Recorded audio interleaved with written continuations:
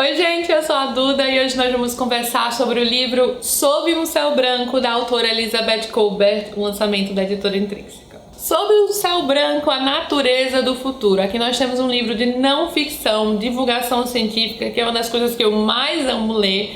Especialmente esse aqui, quando foi lançado, eu saí correndo. É novo, lançamento quentinho da Intrínseca, porque é da autora Elizabeth Kolbert. E se você acompanha o canal há mais tempo, muito provavelmente você já me viu em algum momento falando uma ou várias vezes sobre como eu adoro este livro aqui, A Sexta Extinção. Eu já fiz muita gente ler esse livro de toda a propaganda que eu faço há vários anos. Inclusive tem um vídeo antigo no canal de 2016, que foi quando eu li. Eu falei tanto que minha irmã leu também, ela já tá querendo ler esse aqui também. É aquele livro, são esses dois livros aqui, né? São aqueles livros que eu acho que todos deveriam ler mesmo, porque eles são grandes alertas. Alertas sobre o que nós estamos fazendo com o meio ambiente, alertas sobre o futuro do nosso planeta.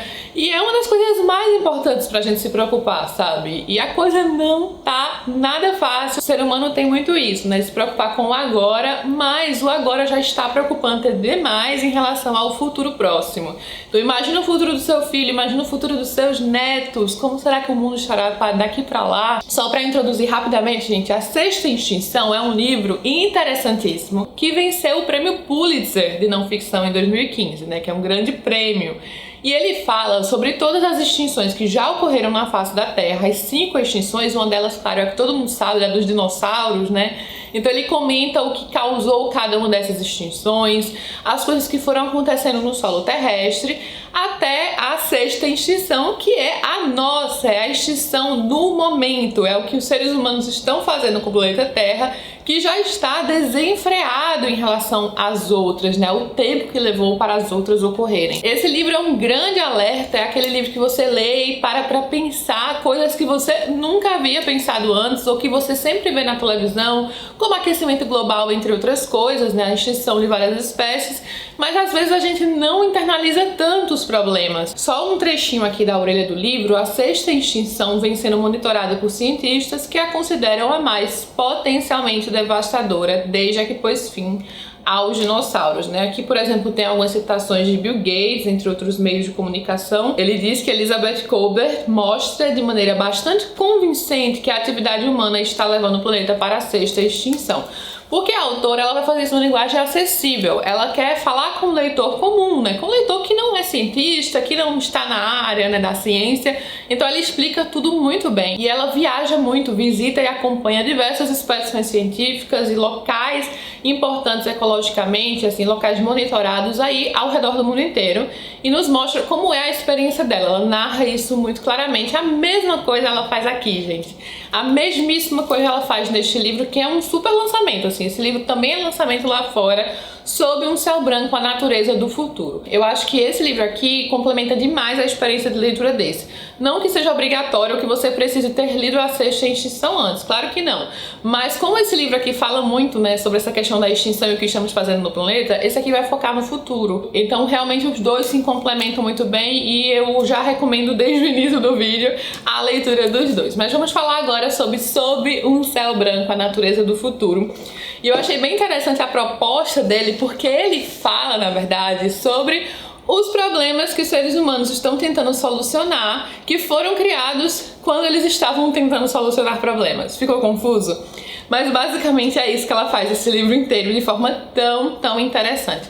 Logo no final do livro ela resume muito bem. Este livro fala de pessoas tentando resolver problemas, criados por pessoas tentando solucionar problemas. Na busca de soluções, as pessoas já utilizaram da ciência para encontrar soluções que, na verdade, levaram a muitos outros problemas e agora estão tentando encontrar solução para esses problemas. Algo muito característico do ser humano, né? É usar a ciência para controlar a natureza, só que a natureza é incontrolável. Então, muitas das soluções que os seres humanos encontram acabam criando outros problemas, porque não temos exatamente como saber a fundo quais serão as consequências daquilo que a gente está fazendo, especialmente em décadas anteriores, que não havia assim tanta preocupação ambiental, tanta preocupação com o meio ambiente. Isso está sendo conversado cada vez mais agora, e ainda assim a gente ainda está longe do ideal. Então esse é um livro mais curtinho, em que ela vai passando sobre vários exemplos desse tipo, que você fica assim impressionada. Eu vou dizer algum desses exemplos, né, conversar um pouquinho mais sobre. Mas é curioso que eu acho que esse é um livro, de certa forma, inacabado. Não que ele seja assim, sem final, né? Claro que ele cumpre a sua proposta, mas a autora não pretendia terminar esse livro. Quando ela terminou, isso fica muito claro. Ela foi interrompida por conta da Covid-19, ela não pôde mais viajar, enfim, aquela coisa toda. Ela própria menciona que quando estava se programando para acompanhar várias outras coisas e dar continuidade ao seu livro, veio a Covid-19 e pôs fim a tudo isso. Então é aí que ela encerra o livro. Então você percebe que ele poderia ser um livro um pouquinho maior. Ainda assim, ele já cumpriu muito seu propósito para alertar, nos mostrar, nos conscientizar, que é a mesma coisa que ela fez no livro anterior. Ela começa com um típico exemplo aqui nos Estados Unidos, né? Ela é norte-americana, do rio Chicago. O rio Chicago simplesmente mudou de direção. Os homens decidiram mudar a direção do rio para solucionar um problema. Todo o lixo da cidade, né, esgoto, excremento, tudo mais, era arrastado para o rio Chicago. Então a solução simplesmente foi mudar a direção do rio, né? Porque isso causava muitos problemas de saúde, porque era fonte de água da cidade, então muitas pessoas tiveram cólera, várias doenças. O canal projetado nos últimos anos do século XIX, inaugurado no início do século XX, virou o rio Chicago de cabeça para baixo. Isso não foi uma coisa recente. Então obrigou-o a mudar de sentido. É muito louco que o ser humano, vamos mudar o rio de sentido. Só que isso, claro, causou muitos problemas, né? Inverteu o fluxo do rio, não apenas descarregou o esgoto em direção a outro local, né? Porque o esgoto tinha que continuar indo, mas subverteu a hidrologia de cerca de 2/3 dos Estados Unidos, que gerou muitas consequências ecológicas, claro. Então aqui é típico exemplo de tentar resolver um problema e criar um outro problema. Logo depois ela começa a falar sobre as carpas, que são, né, um tipo de peixe, e o grave problema que ocorreu por conta da importação desse peixe, que é um peixe chinês. Simplesmente resolveram, né, que ele poderia ser a solução de um problema também. Jogaram esse tipo de peixe, tem vários tipos de carpas diferentes, trouxeram para os Estados Unidos e jogaram ali nos rios. A ideia principal era que as carpas reduziriam a quantidade de nutrientes nos tanques de tratamento ao consumirem as algas que proliferavam graças ao excesso de nitrogênio. E absolutamente ninguém se preocupou na questão das espécies não nativas. O que aconteceu é que essas carpas acabaram dizimando várias outras espécies nativas nos Estados Unidos, levaram essas espécies à extinção, porque são peixes predadores. Alguns desses peixes chegam a 30, 40 quilos, aquele peixe enorme, e levaram à extinção de algumas espécies, de várias outras espécies, e enfim, inúmeros problemas. E hoje em dia há toda uma iniciativa lá de cientistas para tentar manter esses peixes longe dos grandes lagos. Então há toda uma cerca eletrificada, toda aquela bagunça que foi gerada porque simplesmente decidiram trazer um peixe para outro país, para outro continente, para tentar resolver um problema que eles acharam, né, que aquilo ia dar certo. E isso é só um exemplo de vários outros que ela vai dando. E ela não apenas ouviu falar disso, gente. Ela estava lá, ela visitou todos esses lugares, ela conversou com todas as pessoas responsáveis em diferentes partes.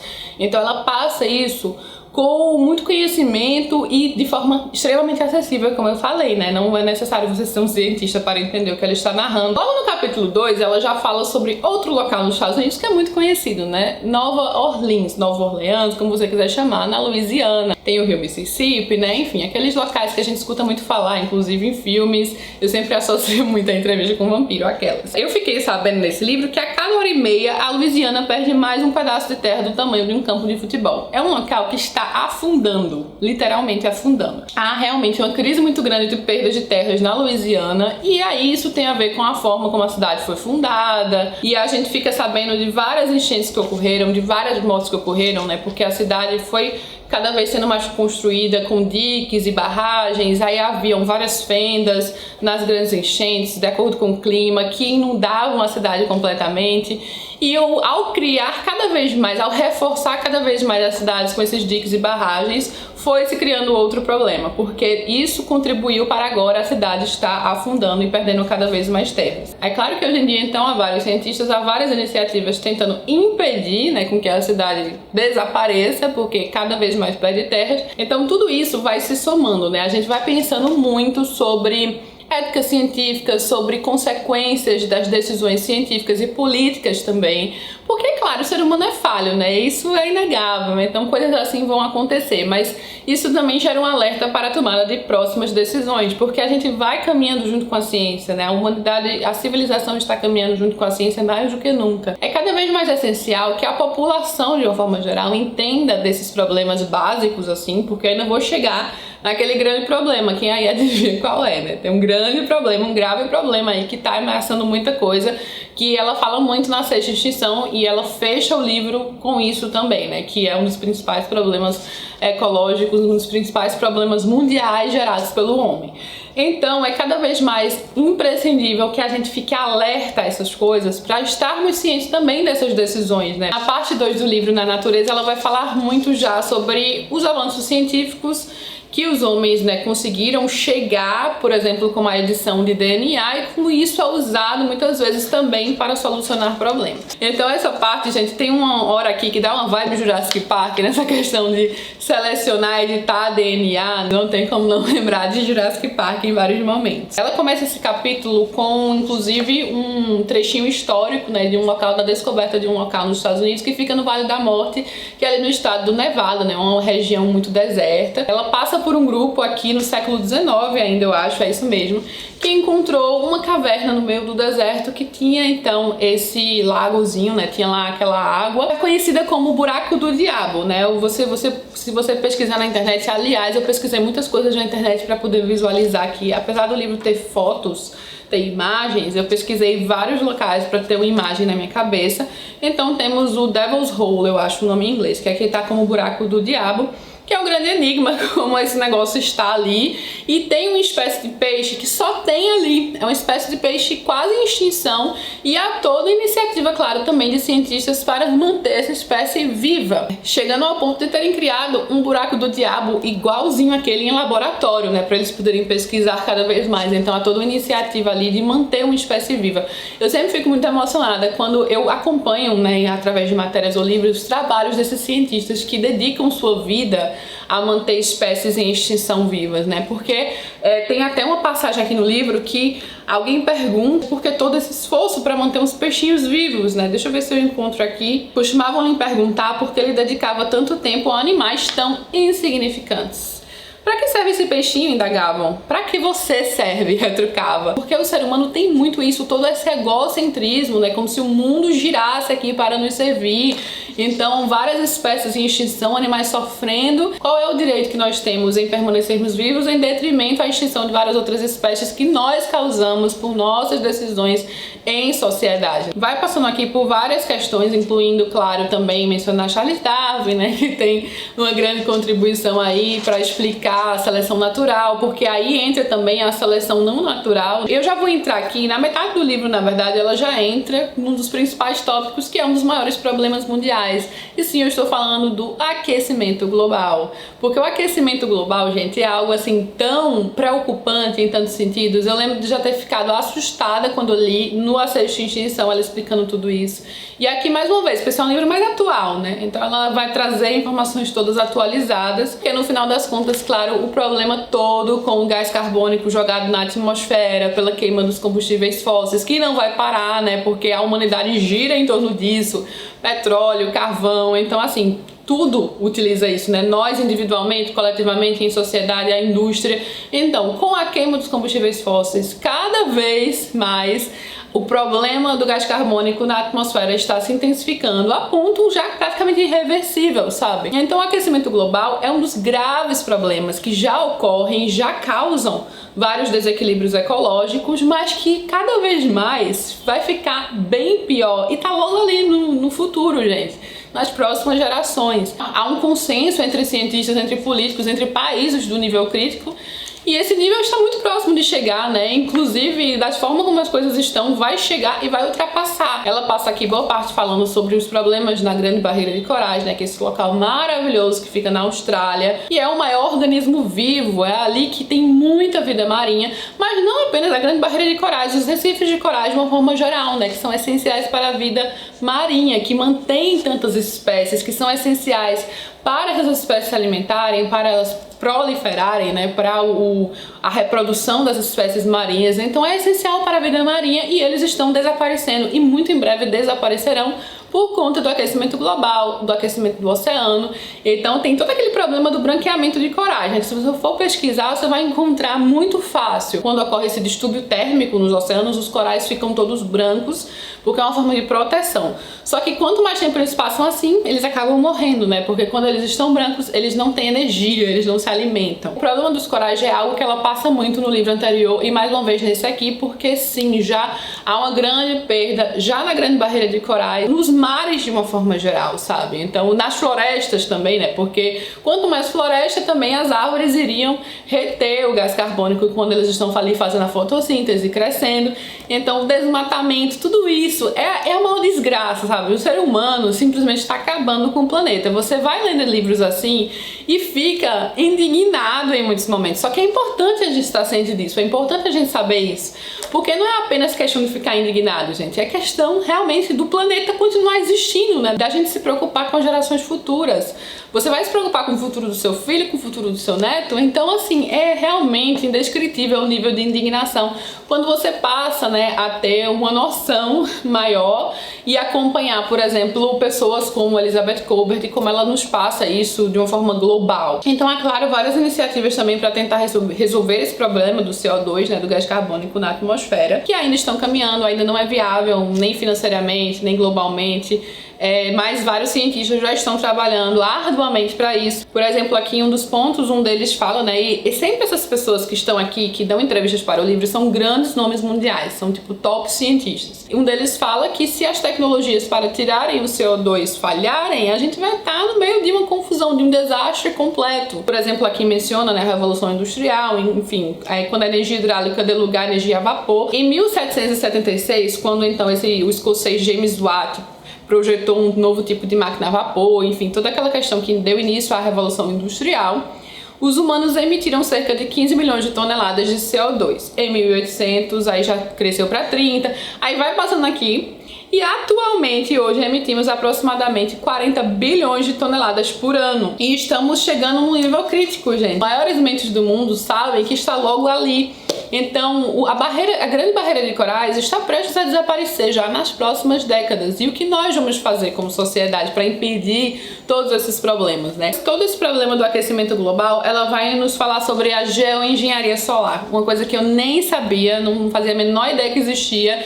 E há toda aí já um estudo de geoengenharia solar, que é uma área que tem muitos ataques por vários lados, né? Porque é uma área potencialmente perigosa do que o ser humano pode fazer, a decisão que ele pode tomar. O que a geoengenharia solar basicamente estuda é uma forma de bloquear o Sol.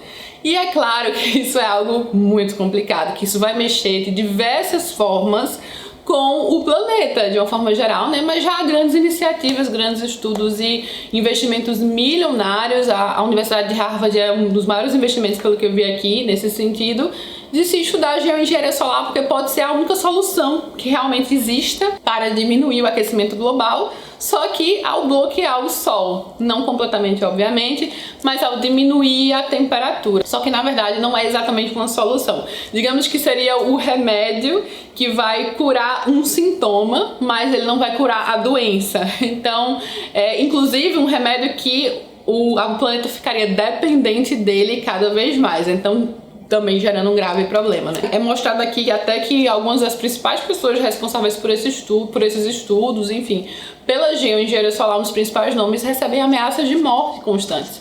E é sim, claro que os argumentos contra e os argumentos a favor são muito fortes, porque pode ser a única alternativa. Conhecer sobre a geoengenharia solar foi uma coisa pra mim que aconteceu aqui neste livro, né? Então achei interessantíssimo. E claro, assim, o que os cientistas, eles explicam aqui, o que os cientistas podem fazer é orientar, esclarecer, mas são decisões que não são tomadas por uma pessoa, por um país.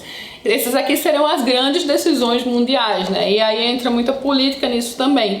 Mas é importante a gente estar ciente que decisões assim podem ser tomadas. Essa já é uma parte final no livro, e tendo passado por várias coisas que a gente, né, leu anteriormente aqui, que são os muitos problemas criados ao tentar solucionar outros problemas, né, o controle do controle da natureza, já nos deixa com grande receio, claro, um grave receio do que possíveis futuras decisões podem acarretar, né? Mas é claro que todos os cientistas, as principais mentes brilhantes também estão cientes disso, né?